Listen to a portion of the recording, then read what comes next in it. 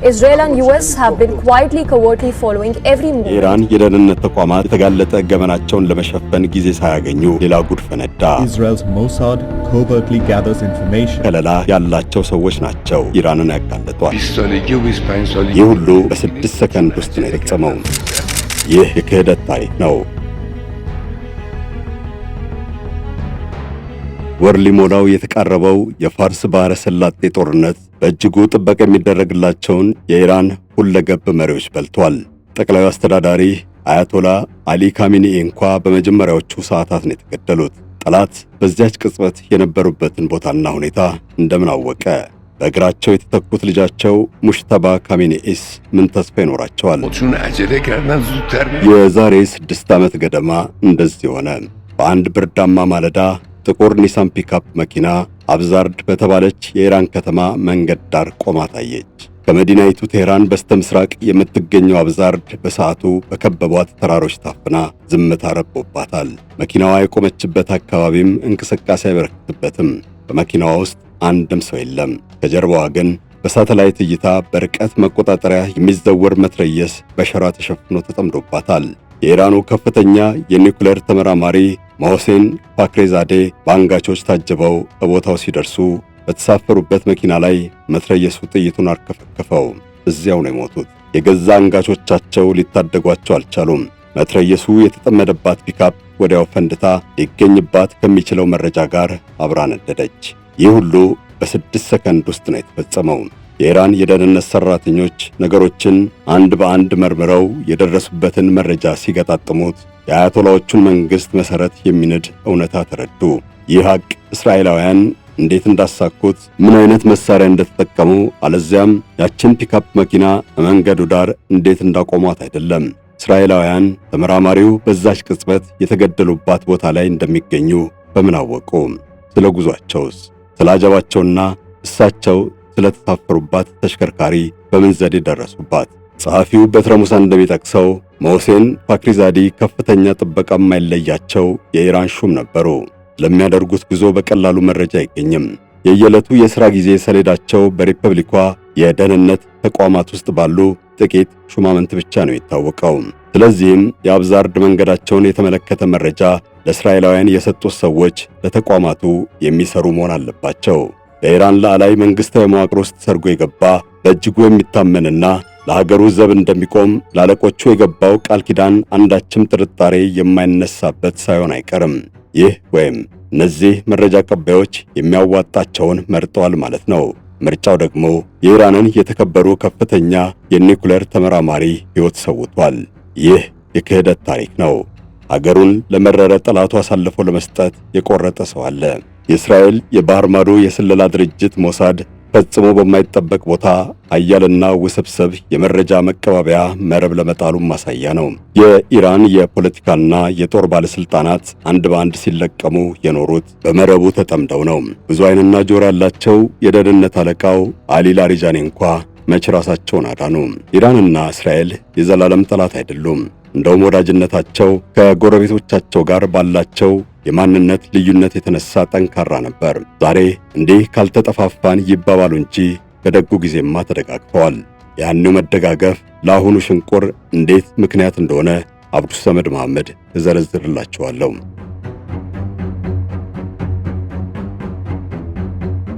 ታላቅ የምስራች! በንግድ ማዕከሉ መርካቶ ተክለ ሃይማኖት አካባቢ ከ20 ካሬ ጀምሮ ለሥራ የሚመቹ ሱቆች በ300 ሺህ ብር ቅድመ ክፍያ ቀረበልዎት። ምንም አይነት የጋራ መገልገያና ተጨማሪ ክፍያ አይኖርቦትም። የገዙትን ሙሉ ካሬ ለንግድ ብቻ ይጠቀሙበታል። ግንባታው ተጠናቆ በ3 ወራት ውስጥ ሥራ ይጀምራል። ይህን ልዩ ዕድል ዛሬውኑ ይጠቀሙ። በተጨማሪም በፒያሳ ወዳጅነትና አራዳ ፓርክ አቅራቢያ አካባቢውን ለመቃኘት የሚያስችሉ አፓርትመንቶች በ771 ሺህ ብር ቅድመ ክፍያ እየተሸጡ ነው። የቀሩ ውስን ቤቶች ስላሉ አሁኑኑ በ0988 44 11 64 ይደውሉ።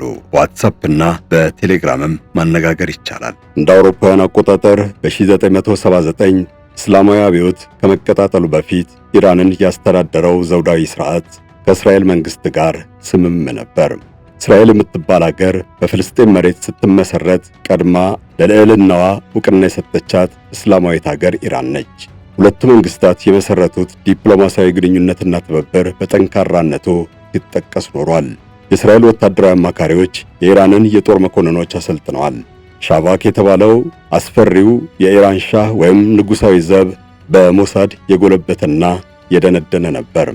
የኢራን የወታደራዊ ደህንነት መዋቅር የተዘረጋው በእስራኤላውያን ነው። የኢራን ነዳጅም የእስራኤላውያንን መኪኖችና ኢንዱስትሪዎች አንቀሳቅሰዋል። እስራኤልና ኢራን በሰፊው የምዕራብ እስያ የፋርስ ባሕረ ሰላጤ ተዋሳኝ ቀጠና ከሌሎቹ ሀገራት የሚለዩት አረብ ባለመሆናቸው ነው። ያስተሳሰራቸውን የጋራ ጉዳይ የገነቡትም ከዚህ ባይተዋርነታቸው በመነሳት ነው። በኢራናውያን አብዮት ተንሳፈው ከፓሪስ ወደ ቴህራን የበረሩት አያቶላህ ሩሆላ ኮሜኒ ዘውዱን መንግለው የአገሪቱን ጁምሃሪያነት አውጀው የእስራኤልን ዕውቅና ሲሽሩ ሕጋዊነቷን ሲያራክሱና በጠላትነት ሲፈርጇት ነገር ተበላሸ። የእስራኤል መንግሥት የተነጠቀው አጋሩን ብቻ አይደለም፣ ትንፋሽ ለትንፋሽ የሚተዋወቁትን ወዳጅ ነው ያጣው። በኢራን መንግሥታዊና ወታደራዊ መዋቅር ውስጥ የተበተበው መረብ ጭምር ተበጣጠሰበት። ይሁንና የኢራኑ አያቶላ እስራኤል የመጨረሻ ጠላታችን ናት ስላሉ ብቻ የቀድሞ ባለሥልጣናትን ትዝታ አላዳፈኑም። አንዳንዶቹ ባለሥልጣናት በነበሩበት ሥራ ቀጥለዋል። የተወሰኑት ከመጣው ዘመን ጋር ራሳቸውን በማስታረቅ ቀጥለዋል። ሌሎቹ ደግሞ በሻሁ ዘመን የለመዱት ቀርቶባቸው በዝምታ ተውጠዋል። እነዚህ ጥሪት ናቸው። ለክፉ ቀን እንደሚጠቅሙ ታስበው ተመዝግበዋል። እነዚህ ሰዎች የኢራንን ውስጠ ምስጢር ያውቃሉ። ነባር በአርምሞ የተቀመጡና ዓይንም አይገቡ ናቸው። አብዮት ከተሳካ ስር ነቀል ለውጥ ስለሚያስከትል የመጀመሪያውን አክስሞ አዲስ የማጽደቅ የበቀለውን ቆርጦ ሌላ የመቀጠል ባህሪ ያለው አሸናፊና ተሸናፊ ይፈጥራል። በኢራን አብዮት የቆመው መንግስት በሻሁ የዘውድ ዘመን ከፍተኛ ወታደራዊ ስልጠና የወሰዱና ልምድ ያገኙ የተከበሩ የጦር መኮንኖችን አርግፏል። በምዕራብ ዘመም ዘይቤ ከሃይማኖት ጋር ሳይቆራኝ በቆየው ስርዓት አቅማቸውን ያጎለበቱ ባለሙያዎች ቦታ አጥተዋል። መሰረቱን በሃይማኖት ላይ ያደረገው አዲሱ መንግስት ደግሞ ዘወትር በጥርጣሬ ነው የሚመለከታቸው። ከድሮ ስርዓት ጋር የተዛመዱ ነጋዴዎች ሀብታቸውን እንዳለ በኗል። በአውሮፓና አሜሪካ የተማሩ ተመራማሪዎች የውጭውን ዓለም በለመዱት ልክ አያገኙትም። እነዚህ ከባድ ቂም የቋጠሩ ዜጎች ናቸው። ደረጃቸውን፣ ሀብታቸውን፣ ክብራቸውንና ተስፋቸውን ተገፈዋል። የኩሜኒ ደጋፊዎች መጻኤውን ጊዜ አስበው ሲፈነድቁ፣ እነሱ ግን የሚያውቁት ሕይወት ጠፍቶባቸዋል። በስለላው ዓለም ደግሞ የከፋውን ሰው መመልመል እንደሚያዋጣ ከሞሳድ በላይ የሚረዳው የለም።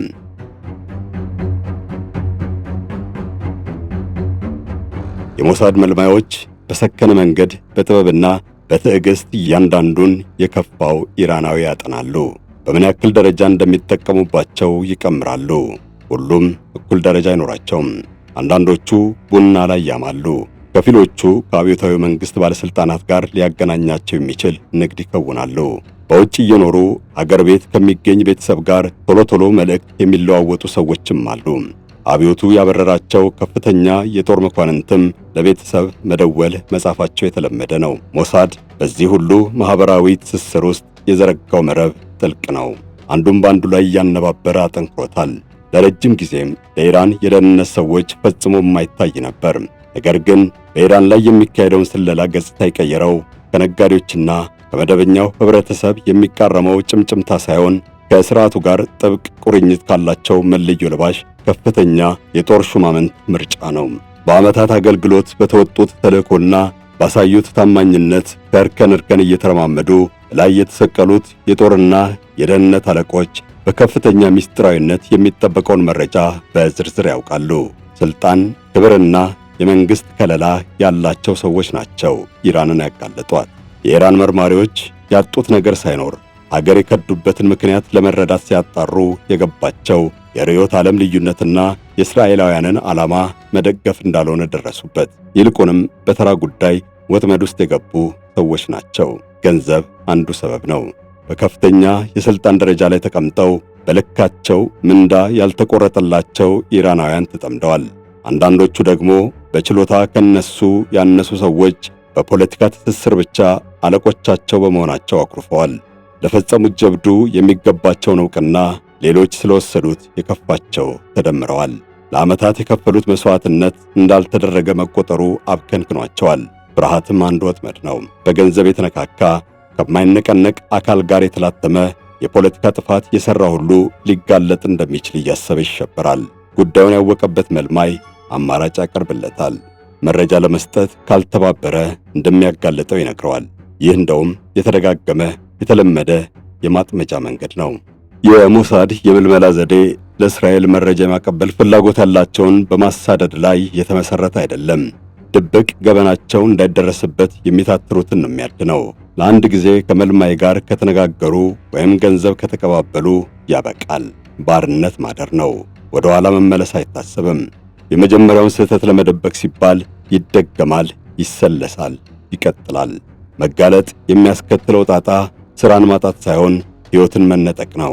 በኢራን ሕግ ለእስራኤል መሰለሉን ፍርድ ቤት ያረጋገጠበት ሰው በሞት ይቀጣል። ሕይወት ታጓጓለችና አንድ ጊዜ የተሳሳተ ሰው ላለመጋለጥ ሲል ወደ አዙሪቱ ይገባል። ይህ አይነቱ የህልውና ትግል ከገጠማቸው አንዱ አሊ ናሲሪ ነው። በኢራን መንግስታዊ የደህንነት ተቋማት ውስጥ ከፍተኛ ክህሎትና ትትርና እንዳለው ታምኖበት ለዓመታት አገልግሏል። ከታናሽነት እስከ ታላቅነት ያደረገው ጉዞ በብዙዎች ይቀናበታል። የኢራን የደህንነት ትርታ ከእስራኤልና አሜሪካ አንጻር የሚደልቅበትን ፍጥነትና ዝግመት አብጠርጥሮ ያውቃል። የኢራን አብዮታዊ መንግስት ለአንዲት አፍታ እንዲለየው የማይሻው ባለሙያ ነው። የኢራን የጸረ ስለላ ሐዋስ በክትትል ደርሶበት ለጠላት አሳልፎ የሰጠውን መረጃ ሲመረምር ተቆጥሮ የሚያልቅ አልነበረም። የየዘመቻው ዝርዝር በባህር ማዶ የተሰማሩ የኢራን ሰላዮችና ከደህንነት ተቋማት ጋር የሚናበቡበት እንዲሁም መረጃ የሚለዋወጡበትን መንገድ ሁሉ አሳልፎ ሰጥቷል። ሞሳድ በየትኛውም የቴክኖሎጂ መሳሪያ ሊገባበት የማይችለውን ጓዳ ጎድጓዳ ሁሉ እንደ መዳፉ መስመሮች ከየት ተነስቶ የት ላይ እንደሚያርፍ ያወቀው በናሲሪ ድጋፍ ነው።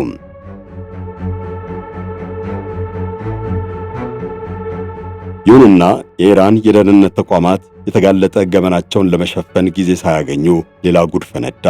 ማህሙድ ሙሳቪ ማጅድ በኢራን አብዮታዊ ዘብ የደም ስር ውስጥ እንደፈቀደው የሚመላለስ ታማኝ ወታደር ነው። ሁሉንም የዘቡን ሕዋሳት ምስጢር ማየት የማይከለከል ታማኝ ሰው ነው። ነገር ግን የኢራንን ወታደራዊ እንቅስቃሴ፣ የአብዮታዊ ዘብ አዛዦችን ውሎ አዳርና በእቅድ የተያዘ ተልዕኮ በዝርዝር ለአሜሪካና እስራኤል ሰላዮች መርቷል። የኢራንን ህልውና አደጋ ላይ ነው የጣለው። ይህ ሰው እንደ ፍየል ጭራ የሀገሪቱን ሆድ ዕቃ ገልጧል። የእስራኤልና የአሜሪካ ወታደራዊ መሪዎች ኢራን ውስጥ እያንዳንዱ ሹም በየትኛው መተላለፊያ እየተራመደ እንደሆነ በቀጥታ ማየት እንዲችሉ ያበቃቸው ማህሙድ ሙሳቪ ማጅድ ነው። ኢራናውያን ከፈጸሙት ተግባር ተነስተው የውጭ ሰላዮች በቀጣይ ስለሚያደርጉት ነገር ትንተና አልሰሩም። ይልቅ እያንዳንዱን ጉዳይ ከጥንስስ ከዕቅድ ከእርምጃና ከውጤቱ ጋር ተደምሮ ያዩታል፣ ይከታተሉታል። ሰውየው ለጥፋቱ አንቱታውን ተገፎ ይሞት በቃ ተወስኖበት በዓለሚቱ እንዲነጠል ቢደረግም የከፈተውን ቀዳዳ መድፈን አልተቻለም። እንደውም በተዋረድ የዘረጋው ሰንሰለት ቅዱን ወለል ብሎ ወደ ተከፈተ ደጃፍነት ነው የቀየረው። የኢራን የኒውክሌር ተመራማሪዎች በመኪና ላይ በተጠመደ ፈንጂ፣ በሞተር በሚከንፍ ተኳሽና በርቀት በሚታዘዝ ጠመንጃ የተለቀሙት እሱ በፈጠረው የመረጃ አሰባሰብ ጥራት ነው። የተገደሉት ሰዎች ሁሉ የሚሄዱበት የሚያዘወትሩትና የሚጠቀሙበት መንገድ አንድ በአንድ ተጠንቷል። ይህን መሰል መረጃ በሳተላይት አይደረስበትም። የሳተላይት መነጽር መሬት ላይ የተገነባን ተቋም ቢያስቃኝ እንጂ ተፈላጊዎቹ ግለሰቦች የሚመርጡትን ጎዳና፣ ቡና የሚጠጡበትን አዳራሽ፣ አለዚያም በአጀብ ሲጓዝ የተሳፈሩበትን ተሽከርካሪ አያሳይም። በዚህ ደረጃ የተተነተነ መረጃ የሚገኘው ከውስጥ አዋቂ ብቻ ነው። አብሮ የሚሰራ፣ አብሮ የሚያቅድ፣ አብሮ የሚበላ፣ አብሮ የሚያሴር ሰው ያስፈልጋል። የኢራን የደህንነት ሰራተኞች በስለላ የተደረሰባቸውን ሰዎች ይዘው በሞት ቢያስቀጡም ተተኪዎች ከቶም አይጠፉም። ፈጽሞ ያልተገኙም የእስራኤል መረጃ አቀባዮች አሉ። እንደውም እነዚህ የኢራንን የደህንነት ሰራተኞች በኩለ ሌሊት ያባንኗቸዋል። ሞሳድ የስለላ መዋቅሩን እጅግ በተወሳሰበ መረብና እርከን የዘረጋው። በልብ አንጠልጣይ ጀብደኛ ፊልሞች ላይ እንደምናየው ስራው በቀላሉ አይከወንም። በእርከኑ የላይኛው ምዕራፍ የሚገኙት መረጃ አቀባዮች እንደ መግቢያ በር ይቆጠራሉ። ነጋዴዎች፣ ምሁራን፣ ጋዜጠኞች ሊሆኑ ይችላሉ። አገር ቤት ከሚኖሩ ቤተሰቦቻቸው ጋር የሚደዋወሉ በባህር ማዶ ያሉ ኢራናውያንም ይካተታሉ። በሕግ ከተፈቀደው ውጪ የሚሰሩት ነገር የለም። በስብሰባ ይሳተፋሉ፣ ስልክ ይደዋወላሉ፣ ኢሜል ይላላካሉ። ወደ አገራቸው ሄደውም ቤተሰብ ይጠይቃሉ። ሞሳድ እነዚህን እጅግ በጥንቃቄ እየቀረበና እያላመደ ነው ወጥመድ ውስጥ የሚከታቸው። ቢመለመሉ እንደሚያዋጡ በታመነባቸው ጊዜ በሁለተኛው ምዕራፍ ውስጥ ይጠቃልላሉ። ይህ ምዕራፍ የኢራንን ገበና ለማወቅ እድሉ የሚኖራቸውን ይመርጣል። በመንግስት ላይ ያላቸውም ቅሬታ ጥልቀት ይጠናል። በአለፍ ገደም በሚደረግላቸው ድጎማ ነው ለመልማዮች እጅ የሚሰጡት። ገንዘብ ወይም ለውጭ ሀገር ጉዞ ቪዛ ማመቻቸትን የመሰለ ውለታ በይሉኝታ እንዲጠፈሩ ያስገድዳቸዋል። በመጨረሻውና ሶስተኛው ምዕራፍ ላይ የተደለደሉት ቀዩን መስመር የተሻገሩት ናቸው። ለገንዘብ፣ ለደህንነት ጥበቃ አለዚያም ቀድሞ በፈጸሙት ተግባር ላለመጋለጥ ሲሉ መረጃ እያነፈነፉ ያቀብላሉ። ሞሳድ በመላ ዓለም ተሰደው የሚገኙ የኢራን ዜጎችን ለስለላ ሥራ በመጠቀም ከሌሎች ሀገራት መሰል ተቋማት ይለያል። ከአብዮቱ ወዲህ በሚሊዮን የሚቆጠሩ ኢራናውያን ወደ አሜሪካ፣ አውሮፓ፣ አረቡ ዓለምና እስራኤል ፈልሰዋል። ወደ ኋላ የቀሩ ቤተሰቦቻቸውን ይጠይቃሉ። ከዘመዶቻቸው ጋር የጠበቀ ግንኙነት አላቸው። እነዚህ ቂም የቋጠሩ ፍልሰተኞች አንድም እስራኤላዊ ሰላይ ካላስቀመጠባት ሀገር ሞሳድ የተንበሸበሸ የመረጃ ምንጭ ይንቆረቆርለታል።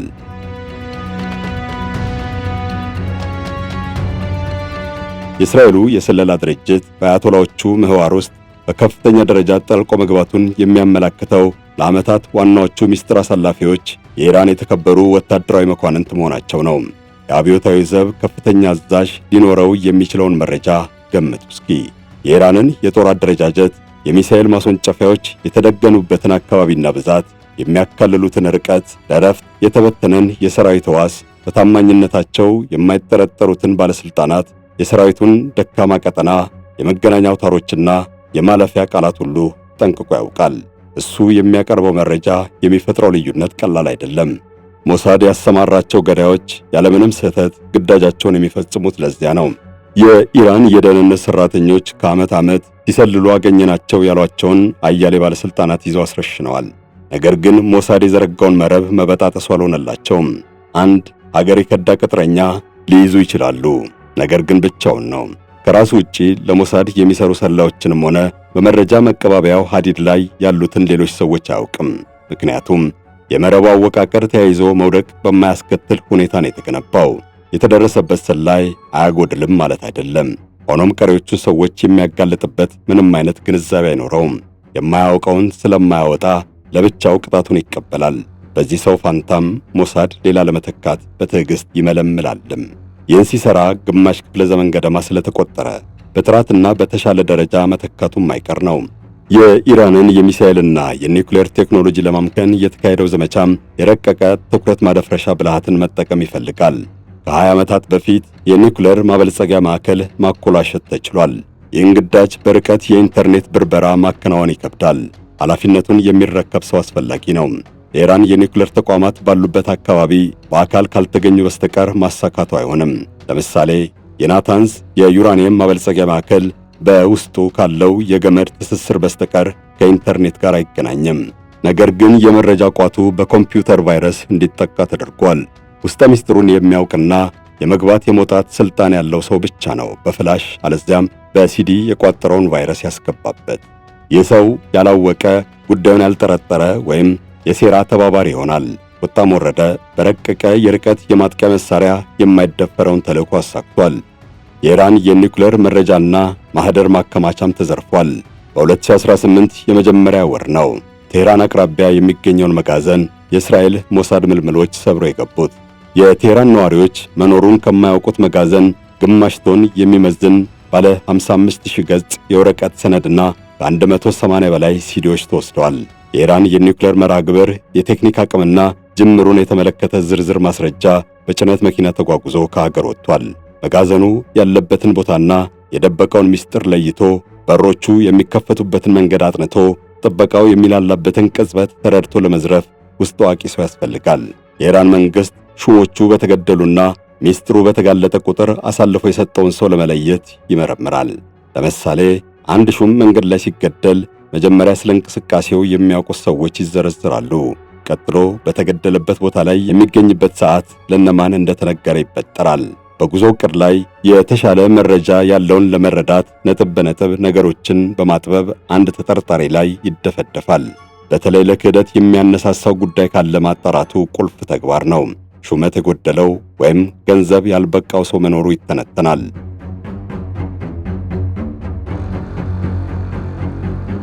የኢራን የደህንነት ሰራተኞች ይህን የምርመራ ዘዴ ለዓመታት ደጋግመው ተጠቅመውበታል። የሂደቱ ማረፊያ ሁልጊዜም ከፍተኛ ሹማምንት ናቸው።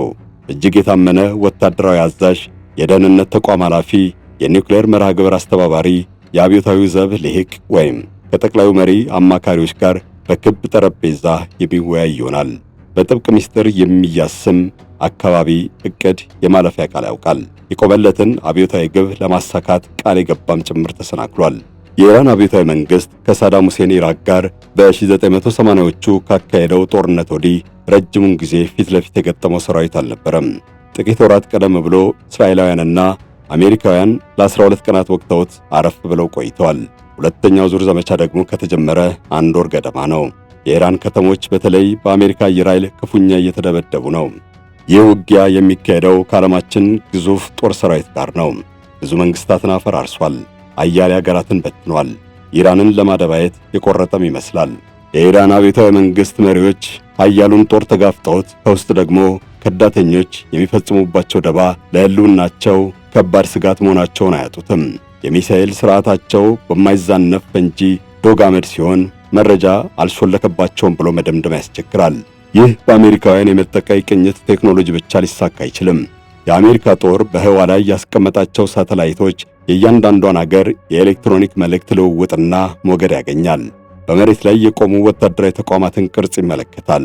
የዕለት ተዕለት ዝርዝር ተግባራትን ግን ስለማይለይ የሰው እርዳታ ያስፈልገዋል። በኢራን ጦር ሰራዊት አብዮታዊ ዘብና በሚሳኤል እዝ ሰንሰለት ውስጥ አሁንም መረጃ ቀባዮች ይኖራሉ። የኢራን ጦር ዕቅድ፣ የግንኙነት መስመር፣ የሰራዊት አሰላለፍ ሁሉ ይለያል። ይህም የኢራን መከላከያ በሚጠበቅበት ልክ እንዳይፋለም ይቀፈድደዋል። በወታደራዊ ጣቢያዎች መካከል መልእክት ማስተላለፍ ያዳግታል። ከበላይ አካል የሚሰጥ ትዕዛዝ እንደምን ብሎ ወታደር ዘንድ ይደርሳል።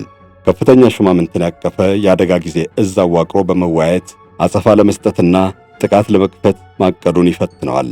ከ30ና 40 ዓመታት በላይ አብረው የሰሩ ሰዎች መተማመን ተስኗቸዋል።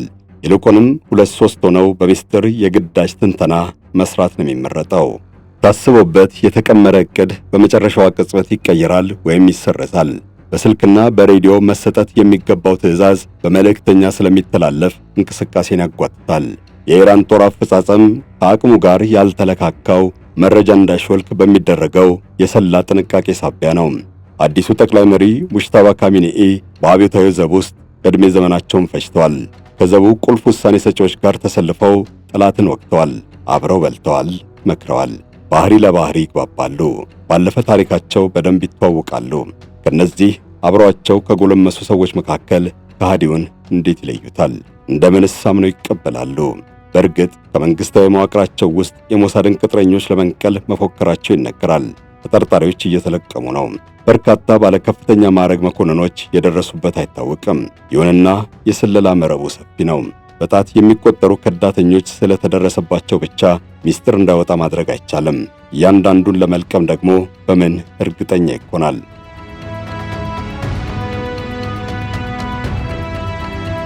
ሰኔና ሰኞ የገጠመበት ይጋለጣል እንጂ የስለላው ዓለም በከፍተኛ ሚስጥር የተሞላ ነው። ለማድረግም ላለማድረግም የቸገረ ነገር። አብዮታዊ መንግስት ሰዎችን መግፋቱን እስከቀጠለ ድረስም ክህደትና ከሃዲ አይለዩትም። በዛ ላይ የሚደብቀው ጥብቅ ሚስጥር ያለው የትኛውም መንግስት አሳልፎ የሚሰጠው ባንዳ አያጣም። ዋጋ የሚያወጣ ሚስጥር ለመሸጥ የተዘጋጀ ግለሰብም ገቢ ያገኛል። የክፉ ቀን ደራሽ ይበጅበታል። መጦሪያ ገንዘብ ይዛቅበታል። ከሀገር ማምለጫ በር ይከፈትበታል። ይህ በጦርነት ውስጥ የፈነዳ ሌላ ጦርነት ነው። በነጋሪት ጉሰማ የታወጀ አይደለም። ለመኖሩም ዕውቅና አይሰጠውም። ግብግቡ በአርምሞ በተዋጡ ክፍሎች ባለቤታቸው በማይታወቁ ስልክ ቁጥሮች ነው የሚገጠመው። አገራቸውን ለእስራኤላውያን አሳልፈው የሰጡት የጦር መኮንኖች ከዳተኛ ሆነው አልተፈጠሩም።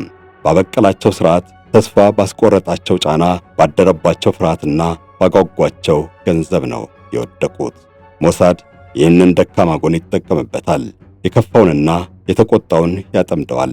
እዚህ ወጥመድ ውስጥ የገባ ሰው መውጫ አያገኝም። አበቃን።